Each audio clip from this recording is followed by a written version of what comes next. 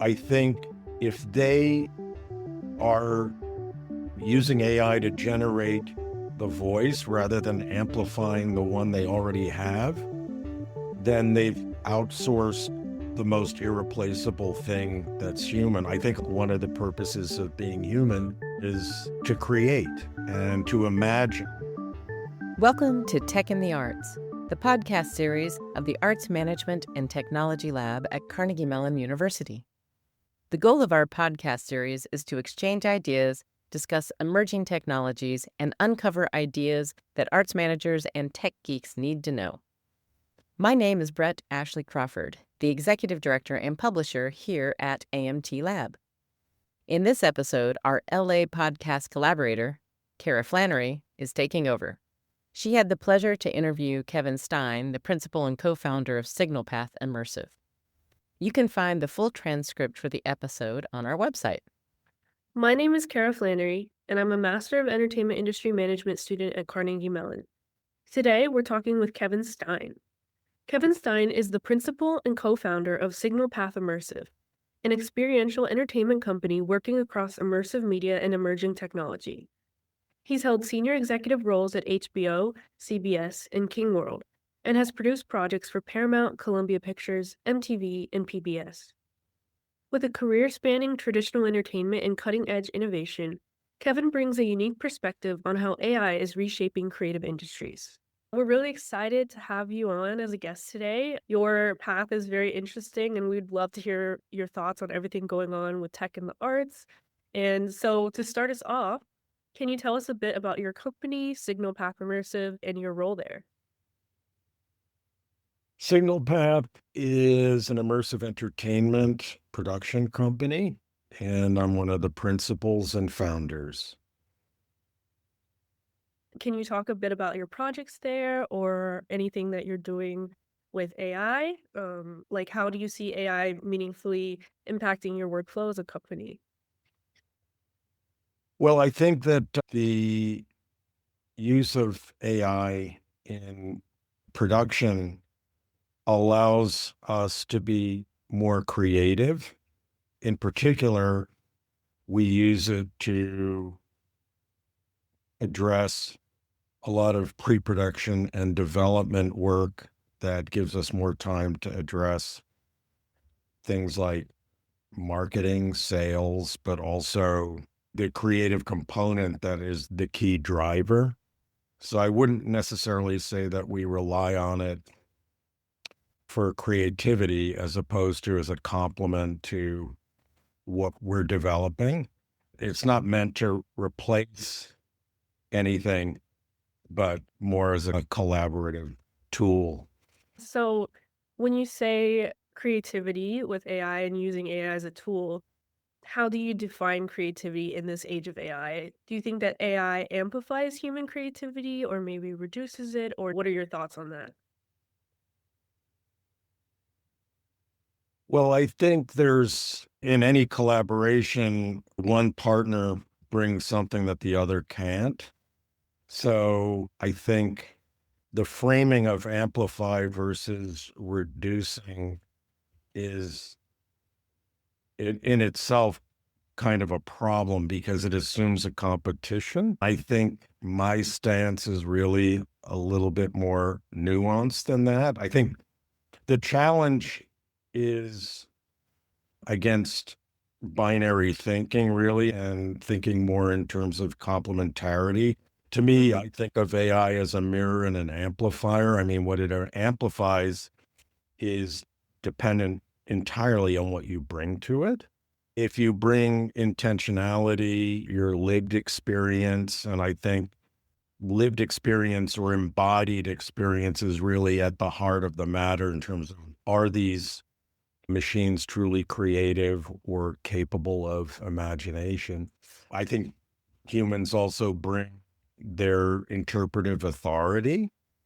At that point, it amplifies creativity. We're really in the early days of genuine complementarity relationship between human and machine intelligence. I don't really ask which is better. It's really in terms of signal path, and I think some of the program that we do at Meme in terms of the course on AI creativity in the entertainment industry is really how do we design the best workflows and so forth. And in terms of signal path, how do we design experiences? And then more broadly speaking, how do organizations and entertainment actually leverage what it does best and what humans do best? Yeah, so I think the machine can bring pattern and scale and certainly tirelessness, right? And the human brings consciousness and point of view and curation. And to get psychological, maybe we bring our suffering and our wounds to it as well. I had an interaction with Maya, the Sesame.ai bot, and we were talking about music, and it brought to the fore the whole nature of embodied experience. I asked whether Maya actually is capable of listening to music, sort of knowing the answer. And she said, no, but I've read thousands of articles about Beethoven's symphony that we're talking about. And that led me to ask, well, if you had senses, what would you like to do? And Maya quite poetically said, I'd like to be able to smell flowers Oh, as well as hear music. So I thought that was delightful. mine is very interesting because in the AI class that you mentioned, I was there when you brought her in, and it was kind of a surprise I'd never heard a language AI model speak like that before, so that was really entertaining and interesting to hear from. But it was also interesting because it was clear. But speaking of this class, you mentioned that different AI models are better at doing different things. So, how do you, in your business or in your day-to-day life, choose which model that you use? And what role do you think selecting that tool plays in that collaboration with AI? I think a shout out is due to Ethan Mollick, the Wharton professor who has written a marvelous book called Co-Intelligence. And I think one of the things that he addresses is the nature of the collaboration between eyes and humans. And that's something that I'd like to see more of in Hollywood. That's certainly the foundation of what Dr. Dan Green and I are trying to do in the course. I think as part of that, if we use a Lord of the Rings analogy, there's not one model or ring that rules them all. I think you're intimating that certain tools or models are better at different tasks than others. So I think that they also have different cognitive personalities that are shaped by their training data and their architecture, as well as the values that their developers embedded. I think parenthetically, that's why it goes to the nature of authorship in the realm of AI Mm. creativity, but that's another question. Ethan Mollick has a Substack that's really interesting, and actually he puts forward a couple of models that I also agree with in my own personal experience. I tend to go to Claude when it involves writing and synthesis and some type of nuance. I also think there are ethical considerations with regard to Claude. Most recently, the principal and founder of Anthropic, Dario Amodei, has written two very interesting essays, quite long, 20,000, some 22,000 words perhaps, about both the promise. His original one was about the promise. Several years ago, he wrote about it, Machine Mhm. of Loving Grace. And then most recently, he wrote one that is more of a warning. I think in terms of ethics, he's recently taken a position with the Department of Defense to the tune of having a $200 million contract in question because they don't want to accept the government's contract, which includes use in surveillance and also for automated weaponry. That speaks to the foundation of the ethical considerations that I think Claude has. I think Google is probably the one to beat. I think Gemini, I remember when Bard was released and it was non-competitive, put it that way. And now cut to 3.1 is just truly multimodal in terms of the connection to Notebook LM and VO and Nano Banana.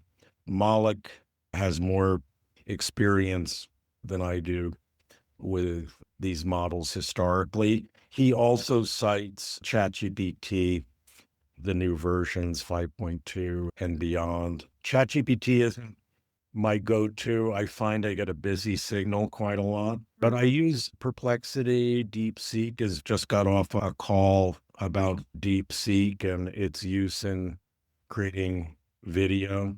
It's certainly very competitive.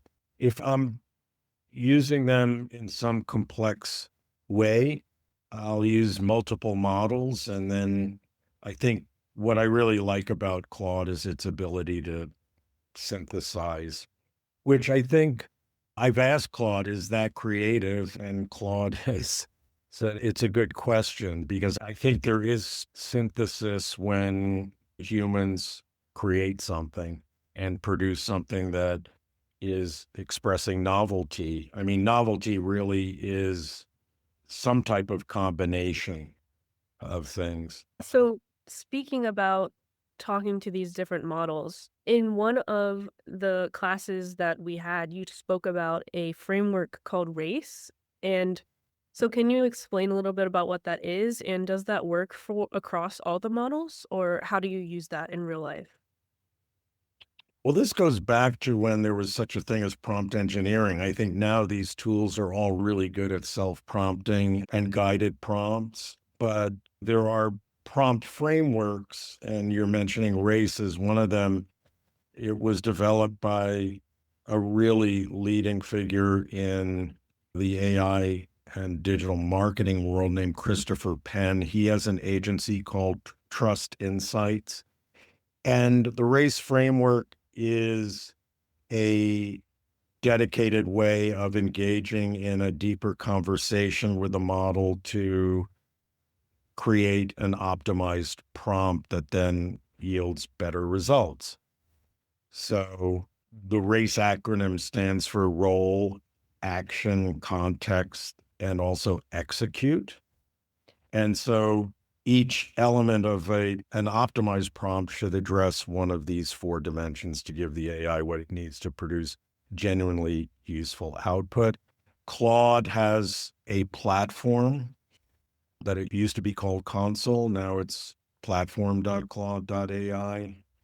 And that also is primarily directed to code, but it also has a feature that will optimize prompts. I think a lot of times people don't really think about asking models to create optimized prompts.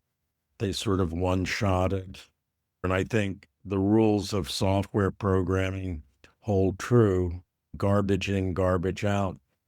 But according to OpenAI and their survey, I guess, of 10 million paid users, 70% of them use ChatGPT as an answer engine, if you will. And so I think the sensibility of moving from a search to a prompting one and a conversational one is something that is ongoing. I think Hollywood has a generally adversarial relationship to AI and is really focused on displacement as opposed to the creative opportunity. But I think that resistance is futile, as is said in the Star Trek series, not saying, what can I do with this, but what is this doing to me? Stepping back from the screen, which Hollywood should do on occasion. Thank you for your references. I love the Lord of the Rings, Star Trek references. You keep mentioning Hollywood, and you've built such a long career, like bridging the traditional entertainment and emergent media, and you've seen some changes in the industry throughout your time working there. So, how have you seen operations within businesses changing with this mass adoption of AI systems and with it kind of becoming sort of a buzzword for companies? It's interesting that you should say, buzzword, because I think that's sort of the noise versus the signal in Hollywood anyway. I have had the opportunity to see the introduction of technology through the lens of Hollywood for a number of decades. I remember, for example, when streaming started, and a lot of my television Mhm. colleagues said, these Netflix and Amazon are not very competitive or interesting because look, they don't share their ratings. And yet I tried to explain that their models were different. Netflix knows exactly what its viewers like. In terms of AI, I think they certainly have a recommendation engine that is very powerful. And there's a reason why they made a five-picture deal with Adam Sandler. They know he's their top performing comedian, at least at one time. Amazon Prime is almost they're spending billions of dollars, these streamers in for different reasons. I think Amazon is creating life. Their interest is, you could almost look at their programming as marketing for the creation of lifetime Amazon Prime members, right? I would explain, well, they don't really need to report their overnight ratings like you are used to. And now, of course, they do report ratings at this point.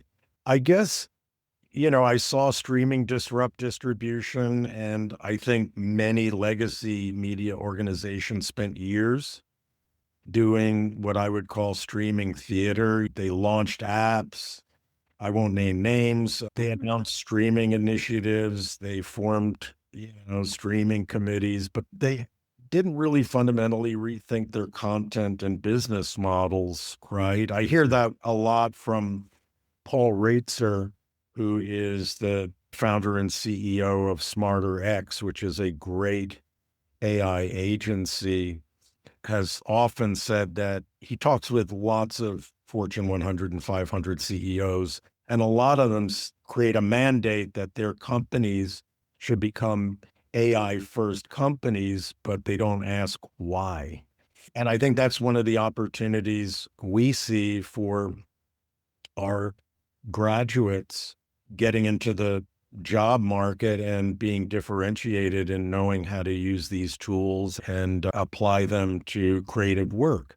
I think that the same pattern is being repeated with AI. Most organizations in Hollywood are doing AI theater. What does it look like? Well, press releases about AI initiatives and AI ethics committees that don't touch the actual workflow, pilot programs that never scale, executive announcements without operational change. The buzzword is covering for the fact that most organizations don't yet know how to integrate AI in Right. ways that actually restructure how they work. Having been in the class, you've seen that we are really focused on where the genuine change is happening in pre-production and development, especially in research and script coverage and concept generation.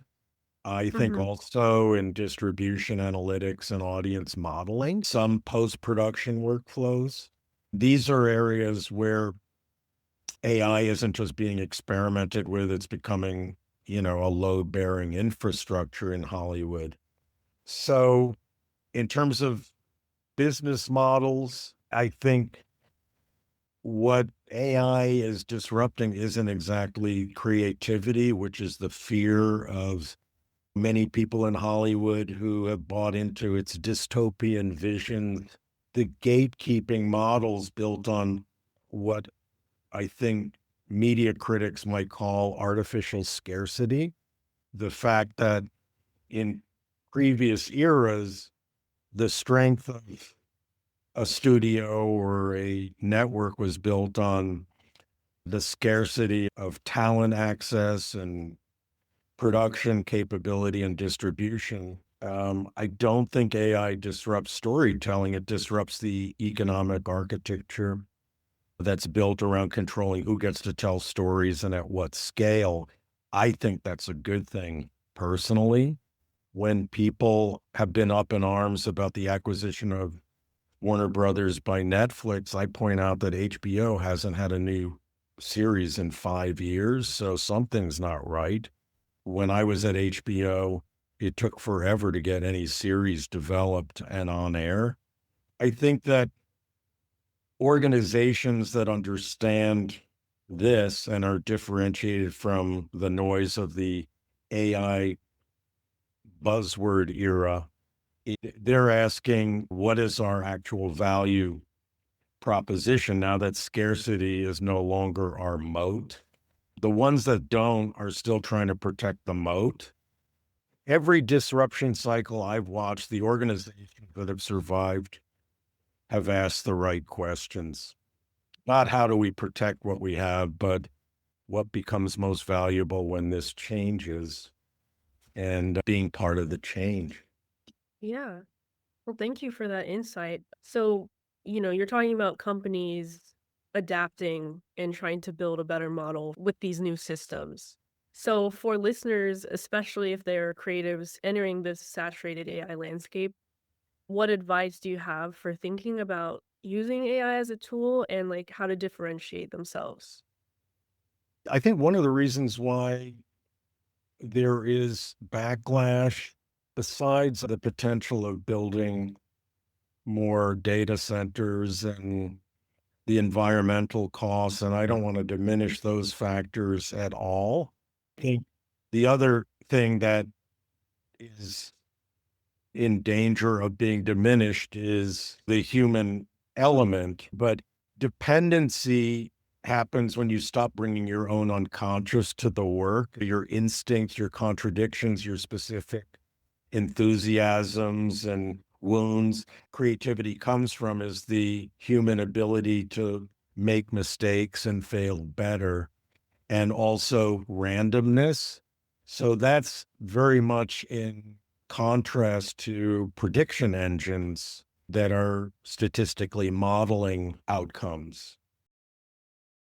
I think if they are using AI to generate the voice rather than amplifying the one they already have, then they've outsourced the most irreplaceable thing that's human. I think a lot of the fear around AI is it's bringing into question what is the human purpose. And I do think one of the purposes of being human is to create and to imagine. And so I've had fun in some test scenarios asking models if they have imagination, certainly if they can remember their creation and so forth. Hopefully, one of the things that the grad students get out of our course is that they are using still a very limited technology, and we're really pushing the assignment. I remember the first year, 3 years ago, we gave the assignment and it involves creating a short film. And 3 years ago, I went back to Dan and I said, I've got to check and see if this is actually possible because the technology was so limited.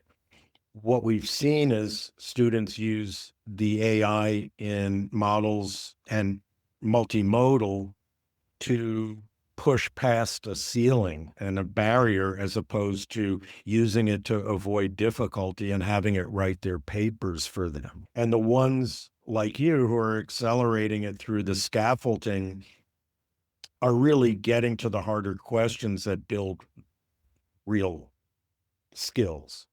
So the limitation has led Dan and me to assignments in the Les Paul course because Les Paul was an inventor who constantly innovating when he encountered challenges to create the music that he was hearing in his head. And of course, he developed the first multi-track console and a number of different types of effects that really established the 20th and 21st century.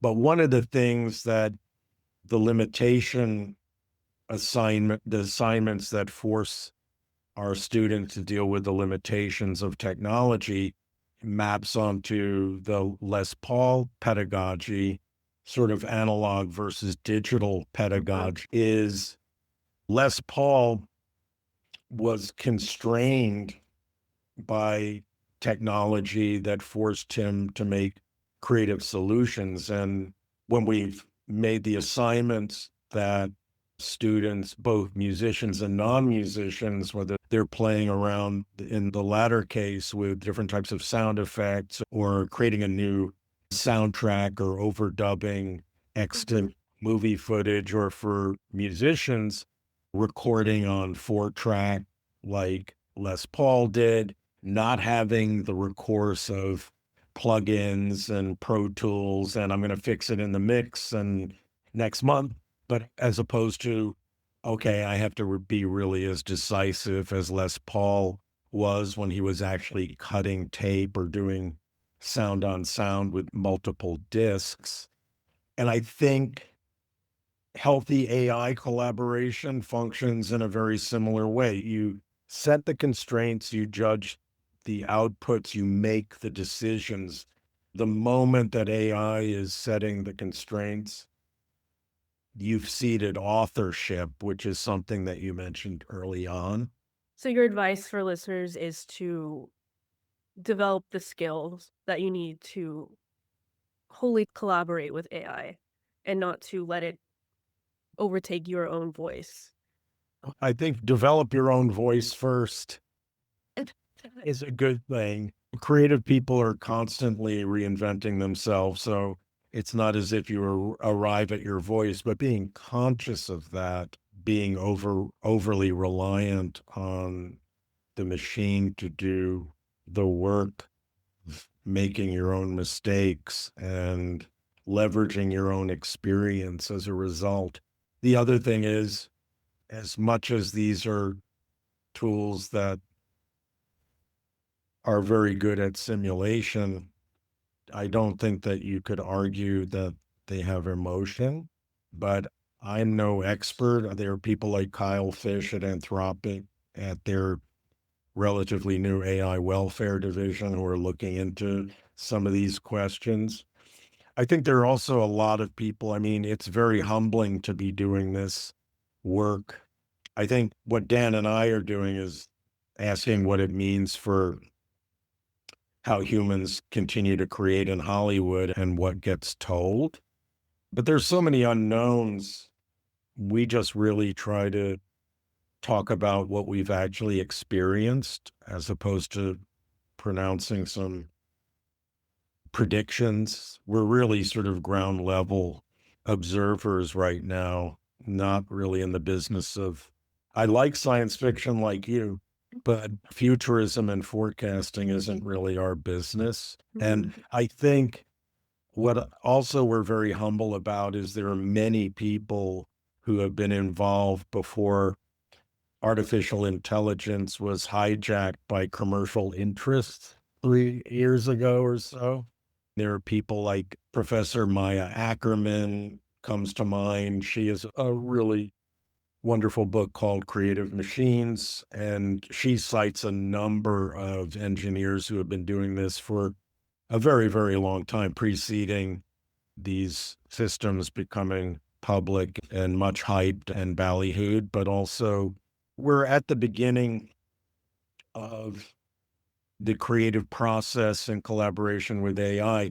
Jaron Lanier, who is the founder of virtual reality and is an artist slash scholar in residence at Microsoft forever, wrote a book, I think in 2006, and called Who Owns the Future? And I think he talks a lot about the relationship between humans and machines.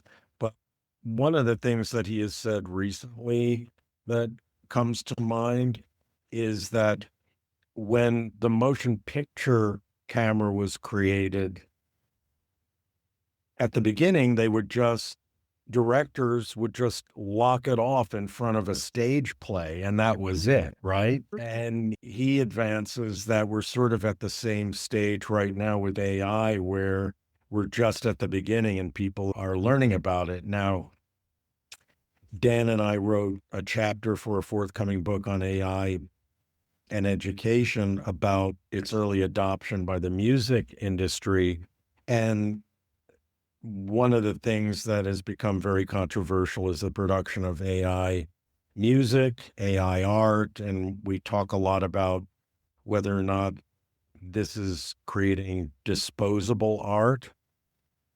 But when you have over 100,000 new titles on Spotify every day, I think it becomes subjective whether you enjoy them because they're AI created or not. I think it's a good thing that there's democratization of being creative with these models to a certain degree. Some people would never have been interested in music if they hadn't had Suno or Udio, right? But both of those companies are in the middle of creating, well, Suno has made a deal now with Universal Music. And I think as part of that, they've eliminated a lot of the AI music that sort of flooded Spotify and some of the other streaming platforms. But it really is the Wild West. And out of that, I think inevitably will come collaborations that beg the question, which your class was split on throughout the course, is AI creative? So I think I'm just less interested in predictions about AGI and when it's going to happen as opposed to what's happening right now, particularly in the creative industries. And that I think includes advertising and marketing. Thank you so much for all your thoughts on creativity and ethics and operations. You're so knowledgeable in all the references that you're making and very well read and well spoken on your opinions. So, would love to thank you for your time on being on this podcast. Thank you, Kara, for the opportunity. Really appreciate it. Thank you for listening to this episode of Tech in the Arts. If you found this episode to be informative, educational, or inspirational, be sure to check out our other episodes and send this to another arts or technology aficionado in your life. If you want to know more about arts management and technology, check out our website at amt-lab.org,